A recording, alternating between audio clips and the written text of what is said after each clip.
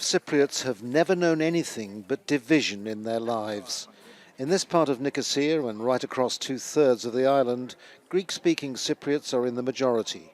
Walk through this checkpoint and after the buffer zone you're in the self-declared Republic of Northern Cyprus. One Cyprus is wishful thinking.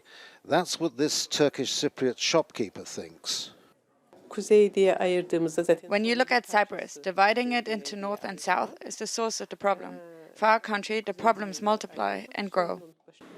In the south, a Greek Cypriot baker is also cynical. Our people, everyone is thinking about their own personal interests, all the politicians. Up to now, I haven't seen one politician who loves their country, their land. They love their position and the ones closest to them. The foreign minister of Cyprus says there has to be more outside help if there's to be any hope of a political solution.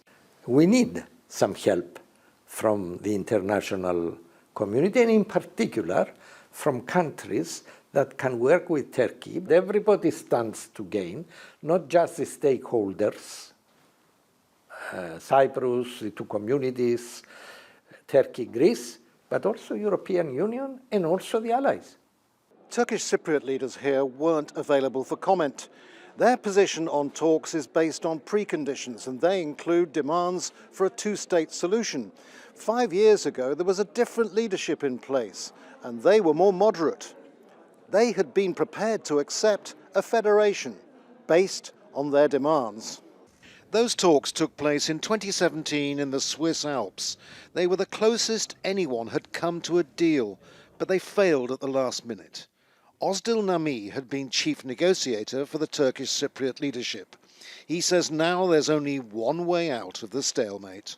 That can only be going to a new referendum and asking people whether they want a federation or a two-state solution, so that once and for all we remove continuation of the status quo from among alternatives.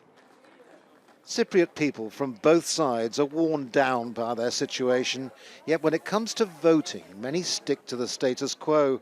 For now, despite decades of frozen conflict, change seems to be a distant prospect.